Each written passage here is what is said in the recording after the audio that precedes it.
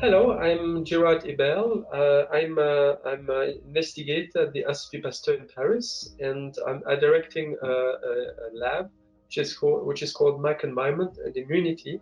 And our aim is to understand how the microbiota and the immune system interact for health and during disease.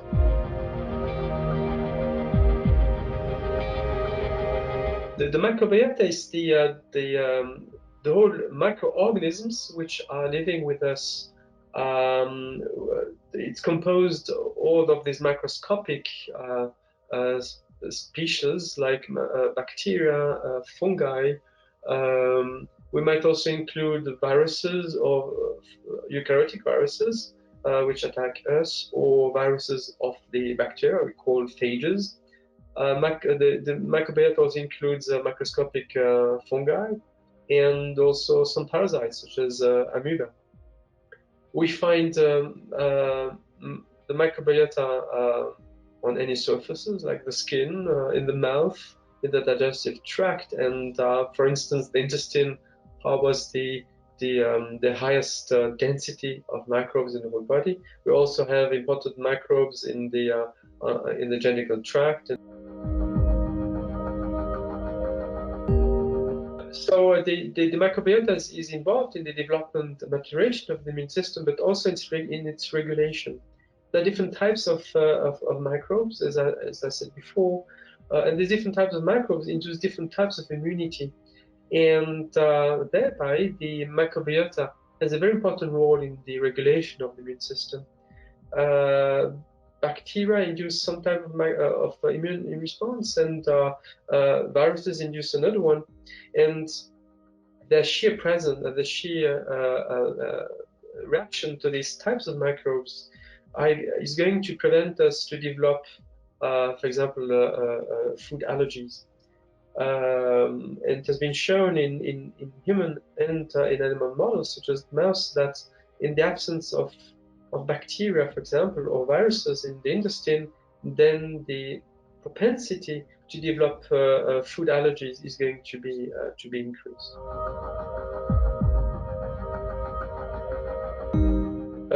My laboratory is specifically interested in understanding let's say, the positive interaction between microbiota and the immune system.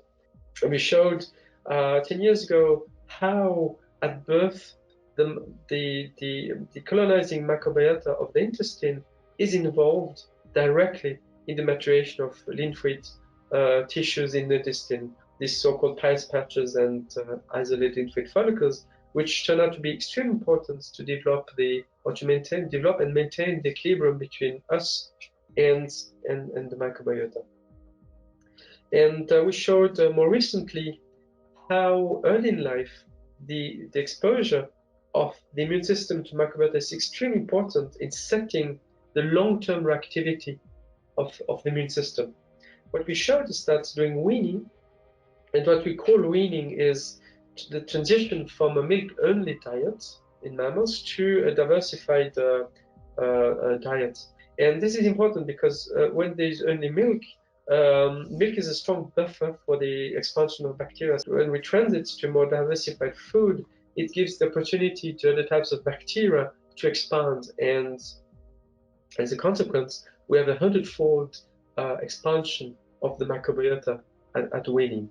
And this 100-fold expansion leads to a very strong immune response, which is not destructive, but a strong, nonetheless, a very strong immune response we call the weaning reaction.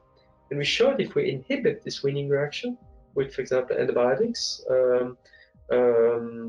or just preventing the exposure to microbes, then the immune system develops differently and develops hyperactivity in the long term. And these kids will have a tendency to develop more allergy and more inflammatory pathology of the intestine. And we try to understand what are the bacteria which have to be present early in life to have a good weaning reaction, a good development of the immune system. And if we understand this, we can identify first these individuals which are highly susceptible to allergy or inflammatory disease, and hopefully try to prevent to prevent the disease, and also to prevent this early in life, to give, for example, food supplements to babies to ensure that the development of the immune system is going optimally.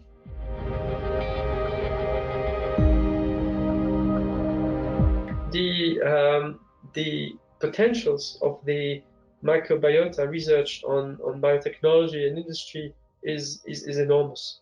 So it started 100 years ago with the identification of strains which could benefit health, which are the probiotics. And more recently, it has been shown that fecal transfer can have a benefit for chasing away some infections. For example, Clostridia difficile can be chased away by the transfer of healthy feces.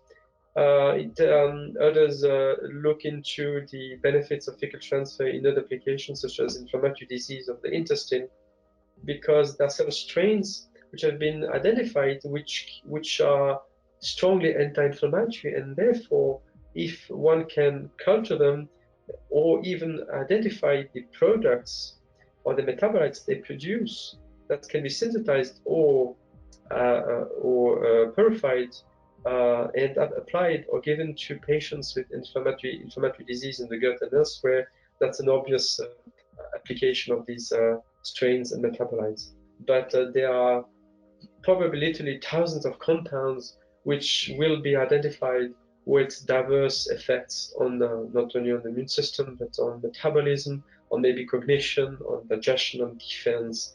And that's obviously an enormous potential. One can think of new generation probiotics or synthetic bacteria, which would be a factory producing these compounds. And so that is probably the next generation biotechs based on microbiota. One more field of application is personalized medicine, because we all have a different microbiota, we all eat differently, and it's also here the potential for bioscience and for the development of methods to prevent, to maintain health and prevent disease, is to be able to characterize the microbiota and the microbiota output for each individual and understand what that means for health and disease.